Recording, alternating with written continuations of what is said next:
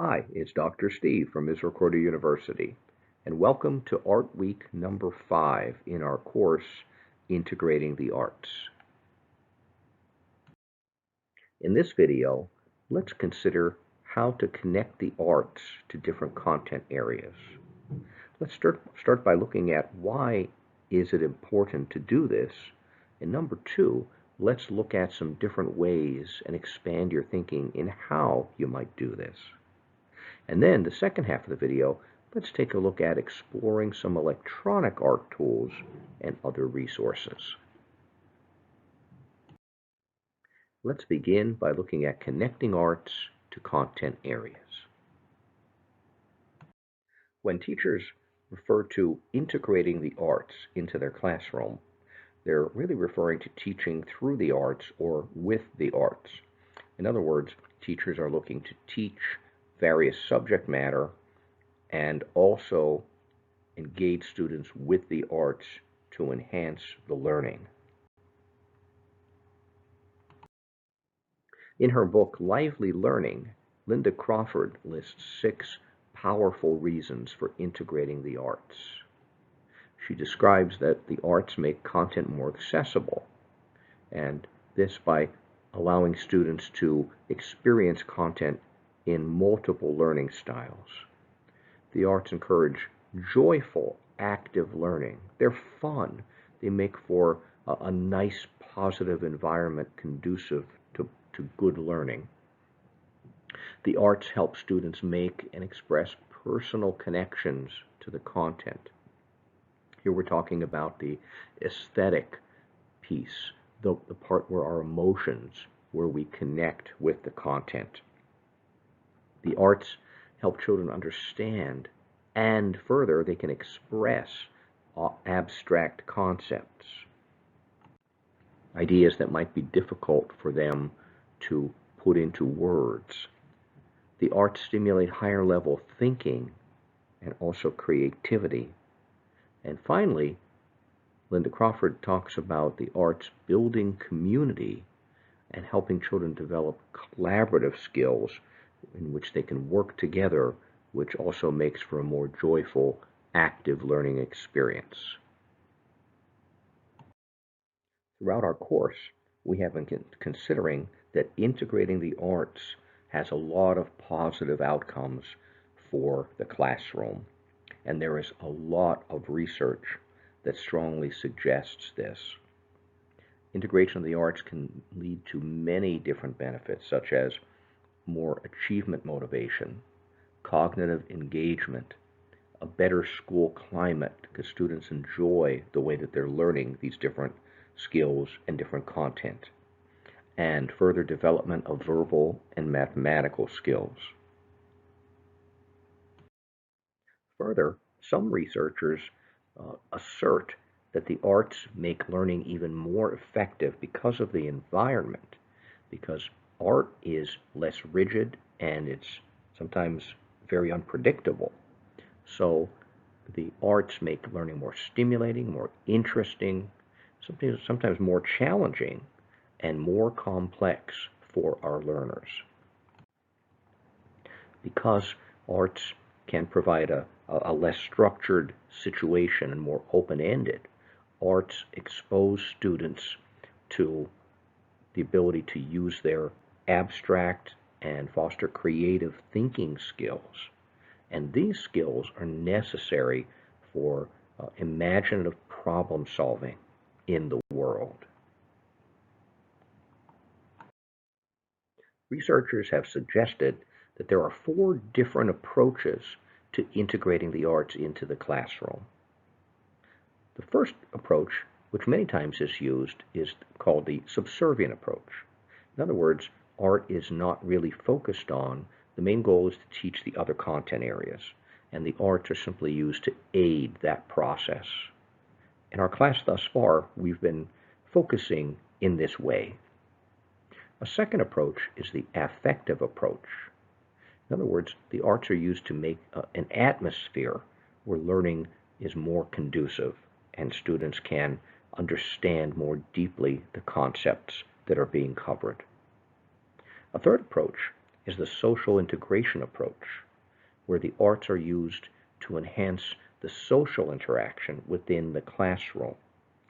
Now, while we did not directly discuss that in our class thus far, hopefully you found that starting to just naturally happen, that we start to work together, the arts bring out different types of discussions, and then the content naturally is enhanced through that process.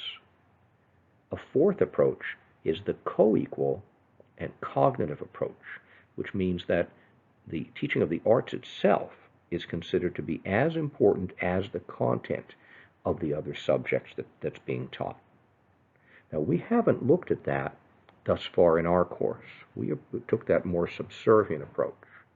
Now, let's take a look at going beyond the subservient approach for this week's class.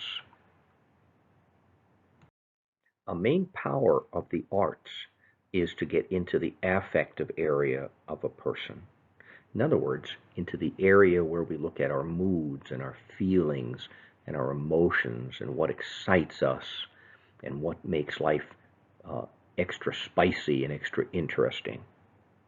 So think about for a moment when you look at someone who is trying to sell something to you, many times through advertisements, many times on TV, although through other media as well. But when you look at a video commercial, if someone's trying to sell you, whether it's something that is going to solve a problem that you have, so they may try to scare you into being aware of this problem before telling you what their solution is that you could purchase, or maybe they're trying to sell you a car. In all cases, they're trying to create a mood and a feeling. Can you picture yourself in that car? Will it feel good? And many times with food, we see that too.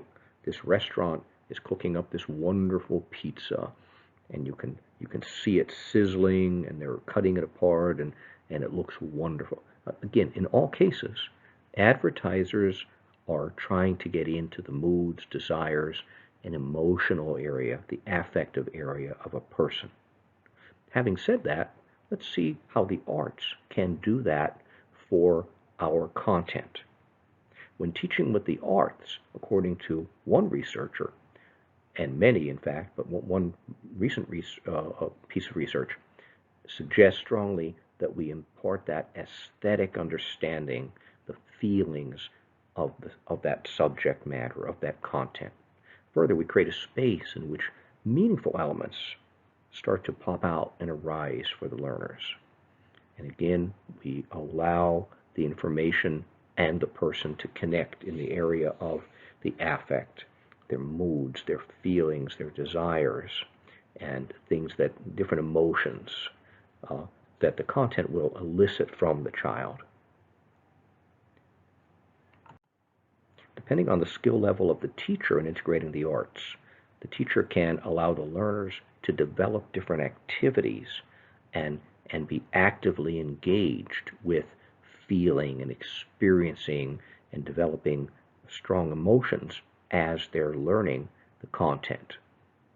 And finally, in the process, we can provide opportunities for students to think in various ways, in multiple ways, and they can be very creative with the content that is being learned. So it's more stimulating, more interesting. Recall is then easier, and also understanding occurs at a deeper level, and it will be more long-lasting memories of this content. The researcher who conducted this study, I think, summed it up very well. When you're integrating the arts, if a teacher is skillful with it, in essence, art encourages children to learn while they are creating, and it encourages them to create while they are learning. So truly, in this type of classroom, the arts are truly integrated with the content. In this study, the researcher, who was also an early childhood teacher, wanted to develop some teaching scenarios and activities that would really illustrate a full integration and a very effective integration of the arts in the classroom. So she created a number of teaching activities that are aimed at kindergarten children. So let's take a look at several of these. The first example is creating number sculptures. In this case, the teacher wanted students to, having one of their first experiences with numbers as a kindergartner, she wanted the learners to correlate the names of the numbers with their written symbols. Now, as teachers, we know that students learn in multiple ways. So the idea of the number sculpture is that the teacher will paint a number on a piece of paper on an easel. And then one or two students are asked to come forward and form the shape of that number using their bodies. Now, either individually they can each do it, or for some numbers, maybe it will take two people working together to create the shape or recreate, like a number 2 or a number 4. A number 1, obviously one student can do that individually. After the students do this, the class then discusses the similarity between the shape that's on the paper drawn by the teacher and that of the sculpture. In this activity, by creating and putting their bodies in a position or a stance to recreate that number, students get to feel the number. They get to see it in a different way. And again, as Gardner would say, it's a multiple way, it's multiple intelligences, different ways of storing that same learning. A second and similar activity is called touching numbers. This activity was designed to allow the children to learn what the numbers look like in an arts environment. For this activity, the teacher begins by writing numbers being taught, for example, maybe the numbers 1 through 4, and writes them largely and posts them in a conspicuous place where the children can easily see them. The children are then given modeling clay, and they're asked to choose one of these numbers and to model that number. After the activity, the teacher then puts a scarf around one child's eyes and places a clay number in front of the student. And the child feels and touches that number and is asked to identify that number. Once again, in this activity, students are using more than one sense to learn the content. Another activity called volleyball with numbers allows students to incorporate and add physical movement to learn the order of the numbers. To play this game, the children and the teacher stand in a circle. The teacher explains that they're going to play with an invisible ball that they're going to throw back and forth to each other. Now, the idea here is for a kindergartner to focus on content and also throwing and catching the ball. There's a lot of cognitive channels are being tied up at this point, and the content may get lost. So the teacher explains that they're going to have this fun game with an invisible ball. Then the teacher instructs students to say a number as individually they throw the invisible ball to someone else. So the first child will say out number 1 and then throw the ball to someone. And then the next student will say 2 and throw the ball to someone else, and so on. And they'll do so in chronological order. Now, the teacher can speed up the pace over time as the game progresses. And then, as students are getting more accustomed to the order of the numbers and playing the game, then the children are asked to mix up the order of the numbers. So they can just randomly pick a number. In the activity called favorite numbers, children will take a creative, a kinetic, and a theatrical approach to the content here being taught, and also they have the opportunity to express their feelings and their opinions. So to play this game, or engage in this activity, the teacher hangs up pictures of the numbers. The teacher and the students start by discussing each number's real characteristics. So what's the name of that number? What does it look like? What's its shape? And what's its value? And then they can also discuss the imaginary characteristics. So they can personify each number. How does it stand? How does it walk? How does it behave? How might it talk? Then children are asked to represent their ideas physically and also theatrically. And at the end of the activity, the class either plays a game or the teacher takes a poll to determine what is the class's overall favorite number. This approach is really involving all of the aesthetic elements that we talked about, mood and feeling and emotion, and again leads to deeper understanding and greater remembrance of the content, which will lead to easier recall later on. For a final example of this technique, numbers exhibition asks children to draw their favorite number on paper, and they can color it, they can decorate it, they can even modify it as they want to. Then the class tries to identify the number that served as the inspiration for each drawing. And then they talk about what every child drew. Now, to add a social element to this as well, the drawings can be put into groups and placed around the classroom. So the number ones would be put together, the number twos, and so on. And then other classes can be invited to view this numbers exhibition. And the artists, when they view it, can be available to explain the meaning of the work, how they designed it, and what it means to them. By following these different examples, hopefully you can see a full integration of the arts, where teachers not just teach through the arts, and arts have a lower place, but here in each of these activities, the arts really stood out more and took a more prominent place, and the teacher was able to derive more of the full benefits and the aesthetic benefits that the arts can add to the classroom. For the rest of this video, let's now turn our attention toward exploring electronic art tools and resources. Our first online tool to consider, let's look at UI Draw Painter program, an online app. So here on the main page for Painter, I can click Start Paint for free. And it opens up a canvas. And you can see different types of drawing tools along the left, and also the type of drawing that we're going to do.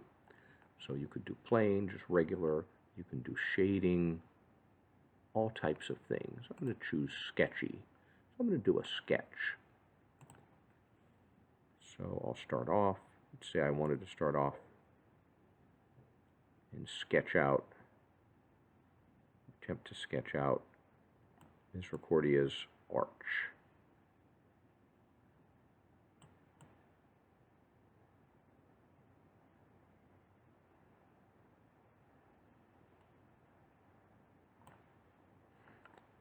Now, if I wanted to, I can also paint some things in, and I can choose different colors here.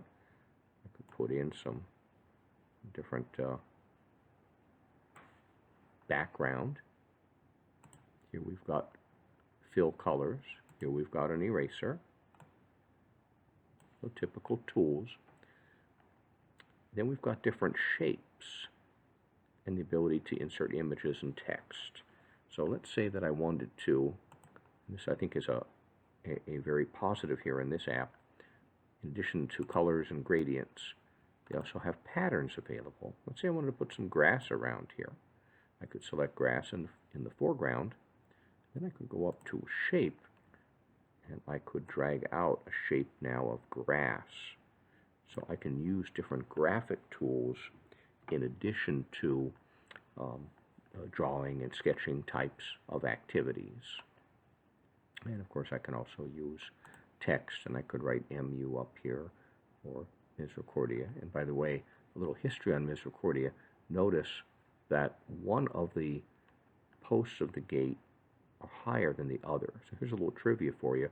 That's on purpose, because one side of the gate symbolizes where we are as we enter through the arch of learning, and the other one symbolizes perfection. A little history and trivia as we're looking at our artwork.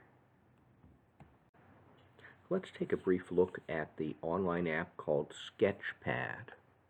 In Sketchpad, you can see that the file tools are all located in the lower left-hand corner, and all of the drawing tools are really located right here in one area. So they're very easy to use, it's very uncomplicated, and yet it's very involved in terms of capability. So let's take a look at some of the basic tools here. You'll notice that we have our selection tool and the cropping tool, and then the primary tool is this one. Right now it's saying stamp, but because that's the last item that I used. Look at all the different capabilities that are here. And we said that one of the important things to do for young children is to expose them to different types of media and different ways, different tools that they can use. There are a whole bunch of tools here that students can explore. So in addition to pencils and pens and a paintbrush, some of the standard things, they have crayons.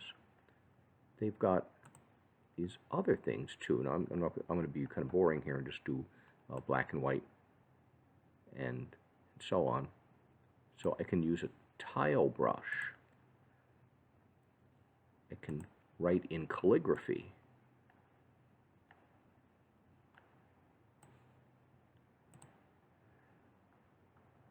I can do a stamper. And I like the interface because it's easy to understand. When I click into the stamper, the next set of tools says, well, what kind of stamp do you want to do? So I can select something. I can play with the size and so on and so forth. Right now that's kind of small, but I could scale that up if I wanted to. I'm sorry. Scale, I meant size. So there's a much bigger size here. I could stamp it. And then some other pieces, I could put fur and add that to my drawing. I could add a spirograph. So look at the different types of tools, the different abilities that children have to explore beyond just painting and using pencils, pens, and crayons. We also have the sketchy, which gives you the techniques that artists do when they're sketching something. And then we've got other tools like the ability to select different forms, like we could choose a burst, or we could choose forms like circles and rings and so on. We also have the ability to access clip art, and they have their own clip art gallery here. So I'll choose a little penguin, and then it's very easy to see how to use and manipulate all of these clip art elements. You can see the rotate handle is available right here, and it highlights when you go near it. And then the ability to resize, and it's indicated pretty clearly that this is one type of resize, and the arrow is the non-proportional resize. Here's something else that I think is very powerful in this particular app, and that is everything that you work with goes into a layer. So here are all the different layers. In other words, every element that I added one by one. It's my history, but it's in all separate layers, meaning that I can work with it. So for example, if I just wanted to see this particular element here, this stamp, I could hide it, and I can see where it is. If I wanted to, I could manipulate it here, or I can duplicate it, or also delete it. So the ability to both see your history and see your history in the form of layers, and the ability to work with those layers, I think gives ultimate control to the student as he or she is exploring with these different tools. There's a whole new world of possibilities available in the arts through augmented reality apps. I'm personally very excited about augmented reality apps. Augmented reality involves using a mobile device with a screen, and while the user gets to see reality, see what's out there through the video, through the camera on the device, the app also adds graphical components that are virtual. Let's take a look at two such apps. The first one let me describe, Play-Doh Touch. This is a newer app in which we can take traditional Play-Doh, which is a very valuable and a joyful experience for young children, and then add the augmented reality app to it, and students scan or take a picture basically of what they've created, and that character then comes to life on the screen, and you can add additional characters and make a whole world of Play-Doh characters. Here's a second app that I personally really enjoy called Quiver. Now Quiver provides different coloring sheets. So you have to use the sheets that are, it's limited to what they provide, but they provide a whole lot of different sheets. And for a dollar or two, you can purchase a packet of sheets, meaning like a packet of animals or a packet of a certain holiday like Thanksgiving. Or for just a few more dollars, you can purchase access to all of the packets of coloring sheets. Ultimately, you provide coloring sheets which you can photocopy and print off on your printer, and you provide those to your students, and then the students color these coloring sheets, and again take a picture or scan with their mobile device, and then the objects come to life. If you haven't seen this, you really have to see it to quite understand it and to appreciate it. So let's take a look at Quiver right now.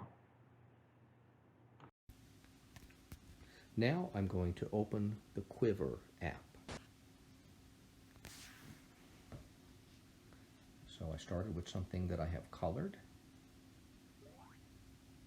and now my coloring has turned into three-dimensional and interactivity.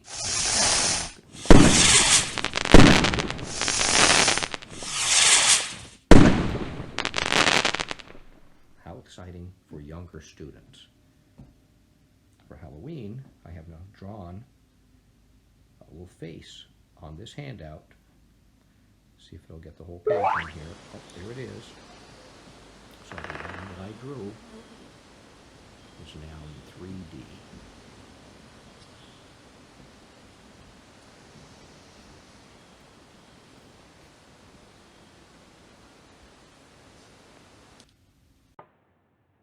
Finally, let's end this video by taking a look at a site that you really should keep your eye on and have some fun experimenting with it.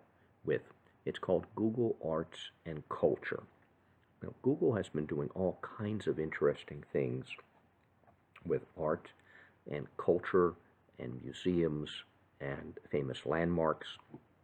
They're also coupling with this virtual reality and augmented reality. Here on the home page, there are various new things. They always have something to intrigue your interest. Hang out with Monet sounds interesting. And then you can go down and start exploring some select places. Here's some augmented reality ancient creatures that you can experiment with. I'm going to go up to the Explore menu option. And here, in terms of arts, we can see that you can experiment with and learn more about artists and various media through which you can work, different art movements, and a number of other possibilities too. So let me compare. Let me just go into one. I'll look at artists.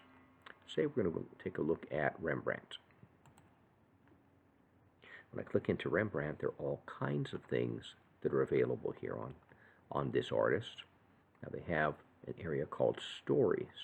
And stories, well, this will be a little too much for younger children to deal with directly. You can learn a lot about the artist and pick up some good thoughts here from these stories.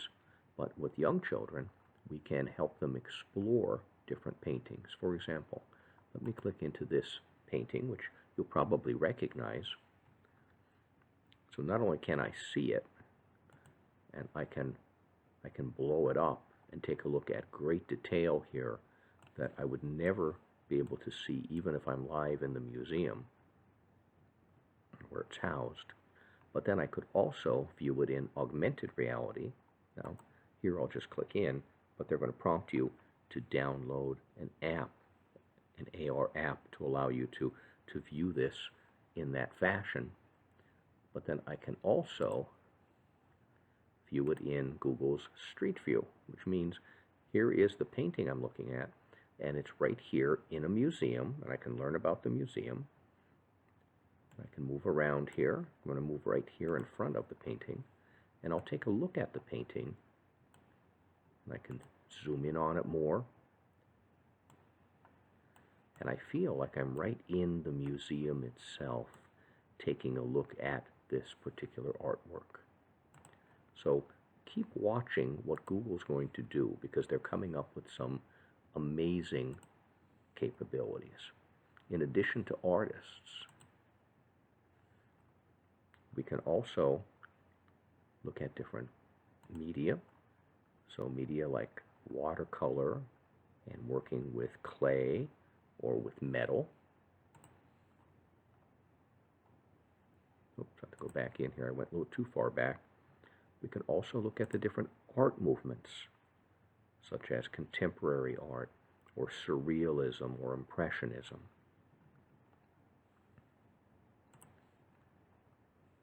In addition, we can also look at various art galleries, different collections that are available. So here we have collections, and I can go into View All and watch, because they are constantly adding new collections here. So you can walk through the Louvre or the Museum of Modern Art and really experience it and feel like you're there. And another item, because Google's always experimenting, here's some Google Arts and Culture experiments. So here's something new. They have an art coloring book where you could take a look at using the palettes, in other words, the colors that were utilized by different famous artists, and try your hand at using their colors. So for example, if I were to select this artwork, here it is, and here are colors that have been used by that artist. So I could take some of these colors and I could attempt to fill in here, and I could try my hand at painting like that particular artist did. So keep watching Google, keep looking through, because they're always innovative and they're always adding some really interesting tools that support the arts.